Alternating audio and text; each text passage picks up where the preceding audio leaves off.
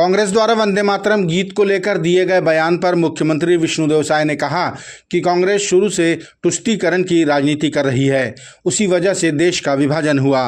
वंदे मातरम को पूरा नहीं गाने का फैसला भी देश विरोधी है। उन्होंने कहा कि अब तो ये साफ है कि कांग्रेस और मुस्लिम लीग एक समान हैं। अब शुरू से ही कांग्रेस की आदत है और तुष्टीकरण की जो नीति कांग्रेस की रही है उसके कारण देश का भी विभाजन हुआ है। और आज हम समझते हैं कि कांग्रेस और मुस्लिम लीग में दोनों में कोई अंतर नहीं रहा है। वंदे मातरम राष्ट्रीय गीत है और यही गीत है आज़ादी की लड़ाई में जिसको गा के लोग देश की आज़ादी के लिए कुर्बान हो गए, हंसते हंसते फांसी का फंदा को चूम लिए। तो इतनी ताकत इस राष्ट्रीय गीत में है, इसका सम्मान होना चाहिए। प्रदेश के सभी जिलों में ऑपरेशन निश्चय के तहत अवैध मादक पदार्थों की तस्करी और उसके व्यापार पर अंकुश लगाने लगातार कार्रवाई जारी है। इसी कड़ी में गरियाबंद जिले के देवभोग पुलिस ने एक मेटाडोर से 151 किलो गांजा बरामद किया, जिसकी कीमत लगभग 75 लाख रुपए बताई जा रही है। गिरफ्तार हुए 2 तस्कर मूलतः मध्य प्रदेश और उड़ीसा के बताए जा रहे हैं। आरोपियों ने पुलिस की आंखों में धूल झोंकने टायर के अंदर गांजा छिपाकर तस्करी करने की कोशिश की थी। भिलाई के इंडस्ट्रियल एरिया हथखोज के सिस्कोल फैक्ट्री में एक हादसे के दौरान एक मजदूर की मौत हो गई। हादसे के बाद परिजनों और मजदूर साथियों में आक्रोश फैल गया। बड़ी संख्या में फैक्ट्री पहुंचे मजदूरों ने प्रबंधन के ऊपर सुरक्षा व्यवस्था में लापरवाही का आरोप लगाया। जो यहाँ पे आए दिन लगातार हादसा हो रही है, जहाँ पे भी घटना हुई है वहीं पे ही उससे पहले जस्ट वहीं पे और घटना हुई, वही जॉब वही स्थल। तो लगातार ऐसा क्यों हो रहा है? सरासर ये लापरवाही कंपनी की है। यहाँ पे सेफ्टी नाम की कोई चीज़ नहीं है। जब देख रहे हैं लगातार यहाँ पे घटना हो रही तो उनको सेफ्टी से रखना उनका काम है, कंपनी का काम है, प्रबंधक का काम है। तो ये सरासर मैं दोष दूंगी कंपनी को। फैक्ट्री में बढ़ती भीड़ और आक्रोशित मजदूरों को शांत कराने पुलिस भी पहुंची। पुलिस ने कहा कि घटना को लेकर मामला दर्ज किया जा चुका है और जांच के बाद दोषियों पर कड़ी कार्रवाई की जाएगी। एक मजदूर है जो सिस्कोल कंपनी यूनिट 3 में काम करता है, जिसका नाम राजेश निर्मलकर है, ग्राम मोतीनपुर, थाना धमधा का रहने वाला है। वो जॉब का जब हैंडलिंग हो रहा था उस दौरान जो है जॉब उसके ऊपर आ गई थी, जिससे मौके पर ही उसकी मृत्यु हो गई है। अभी जो है परिजन को सूचना दी गई है, परिजन यहाँ पर आएंगे, फिर आगे की कार्रवाई जो है की जाएगी। आदिवासी कांग्रेस के राष्ट्रीय अध्यक्ष विक्रांत भूरिया रायपुर पहुंचे। यहां उन्होंने पत्रकारों से चर्चा के दौरान कहा कि अब समय आ गया है जमीनी स्तर पर लड़ाई लड़ने का। उन्होंने बताया कि 26 अगस्त को आदिवासियों की राष्ट्रीय स्तर की बड़ी बैठक रायपुर में होगी, जिसमें जल, जंगल और जमीन को बचाने को लेकर आंदोलन की रणनीति बनाई जाएगी, जिसमें प्रदेश भर के आदिवासी नेता शामिल होंगे। हम एक बहुत जल्दी बहुत बड़ा आंदोलन हम छत्तीसगढ़ में खड़ा करने वाले हैं और 26 तारीख को इसी मन है कि 26 तारीख को एक बड़ी बैठक हमारी आदिवासियों के सारे विधायकों की, सारे वरिष्ठ नेताओं की छत्तीसगढ़ में ही हम रखने वाले हैं 26 तारीख को। और उसमें आने वाले समय में किस तरह से राहुल जी के नेतृत्व में हम यहाँ बड़ा आंदोलन करेंगे, बड़ी लड़ाई लड़ेंगे, उसकी पूरी रूपरेखा इस 26 अगस्त को तैयार करी जाएगी। तो किस देश भर से आएंगे क्या? पूरे देश भर से आएंगे? इसमें जो यहाँ की बैठक है वो सिर्फ यहाँ के जो जितने भी हमारे ट्राइबल लीडर्स हैं, आदिवासी विधायक होंगे, जो पूर्व आदिवासी विधायक होंगे, एक ट्राइबल एडवाइजरी काउंसिल बनाई गई है, हर राज्य में बनाई गई है। उसमें यहाँ की जो ट्राइबल एडवाइजरी काउंसिल बनाई गई, जो वरिष्ठ लोग हैं, उन सबकी बैठक होगी और उसमें एक ब्लूप्रिंट तैयार होगा कि आने वाले समय में किस तरह से हमें लड़ाई छत्तीसगढ़ में लड़नी है।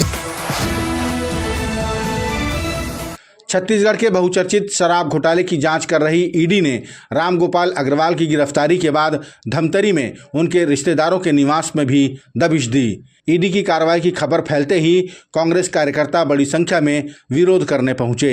कांग्रेस कार्यकर्ताओं ने ईडी समेत भाजपा सरकार विरोधी नारे लगाए और प्रदर्शन किया।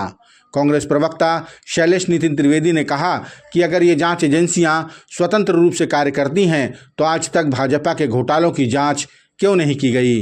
किसी भी भाजपा नेता के यहां रेड क्यों नहीं डाली गई? काश ईडी स्वतंत्र एजेंसी होती। अगर ईडी स्वतंत्र एजेंसी है तो एक भी भाजपा नेता के ऊपर कार्यवाही क्यों नहीं करती? अभी भारतमाला परियोजना में इतने सारे भाजपा नेताओं का घोटाला पकड़ाया, ईडी क्यों नहीं गई किसी के यहाँ? इतने सारी भाजपा की राज्य सरकारें हैं, वहां ईडी क्यों नहीं जाती है? और छत्तीसगढ़ में भी राइस मिलों से जिस तरीके से पैसा लिया जा रहा है, कोल की लेवी आज भाजपा सरकार में वसूली जा रही है, ईडी उस पर कार्यवाही क्यों नहीं करती? राम मंदिर में इतना बड़ा चंदा घोटाला और चढ़ावा घोटाला हुआ, ईडी वहां क्यों नहीं गई? ये ईडी बदले की भावना से, दरअसल ईडी जो है वो भाजपा सरकार का मोर्चा संगठन बन गई है। और जैसे मोर्चा संगठन होता है भाजयुमो महिला मोर्चा, वैसे ही ईडी भी भाजपा का मोर्चा संगठन बन चुकी है। छत्तीसगढ़ में कांग्रेस के नेताओं के घरों में पड़ रहे ईडी के छापों पर बोलते हुए प्रदेश अध्यक्ष दीपक बैज ने कहा कि ये तो ईडी का रोज का काम है, उन्हें बस कांग्रेसी नेताओं का ही टारगेट दिया जाता है। दीपक बैज ने कहा कि ईडी और कितने दिन छापे मारेगी, 2 साल। उसके बाद उन्होंने कहा कि सिर्फ कांग्रेस के नेताओं को ही फंसाया जा रहा है, जबकि भाजपा के घोटालेबाजों को खुली छूट दी जा रही है। ये तो उनकी रोज के काम है, जितना रेड करना है कर ले, जितना जांच करना है कर ले, कर ही रहे हैं। फिर रामगोपाल अग्रवाल जी तो अब उनके कस्टडी में है, पूछताछ चल रही है, सब चीज है, यानी तो 2 साल और है, 2 साल और ईडी रेड करेगी। ईडी रेड किसके यहाँ कर रही है? कांग्रेस समर्थित नेताओं के यहाँ, उनके परिवार के यहाँ, भारतीय जनता पार्टी के नेताओं के यहाँ तो नहीं कर रही है ईडी रेड। तो ईडी सीबीआई सिर्फ विपक्षी नेताओं के लिए बनी हुई है, सरकार के लिए नहीं बनी है। सरकार के लिए सेफ जोन है, सरकार के लिए वॉशिंग मशीन है, और हमारे लिए टारगेट है। यही तो है।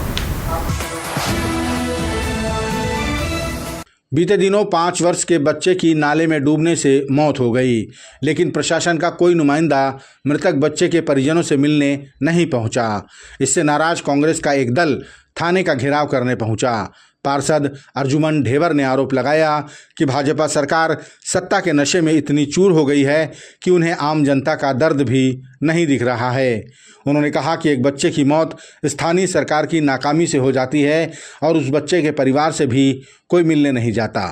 जल भराव से लेके यहाँ पे गड्ढों की लापरवाही जो हो रही है, अगर 5 साल की बच्चे की मौत होती है और उसमें भी अगर उन परिवार से मिलते नहीं है, वो पूरी परिवार को अफसोस नहीं करती नगर निगम, यहाँ के सांसद से लेके यहाँ के विधायक से लेके यहाँ की महापौर से लेके यहाँ के पार्षद तक अगर लापरवाही होकर बैठे हैं।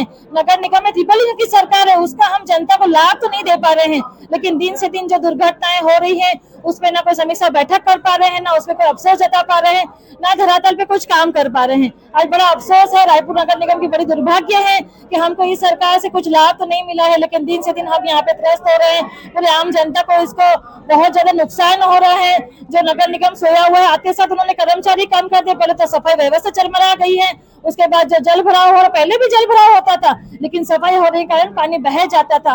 आज वो सफाई नहीं होने के कारण, कर्मचारियों की कमी के कारण यहाँ पे जल भराव की स्थिति ज्यादा बनी रही। आज बारिश में इतने लोग परेशान हो गए कि हर जगह यहाँ पे नाली के गड्ढे बने हुए हैं। यहाँ पे नगर निगम बिल्कुल काम तो नहीं कर रही है, लेकिन जो गलतियां हो रही है उस पर अफसोस भी नहीं कर रही है। आपस में लोगों का समन्वय नहीं बना हुआ है, आपस में कर्मचारी कमिश्नर और महापौर की नहीं बनने के कारण बहुत ज्यादा नुकसान आम जनता को हो रहा है।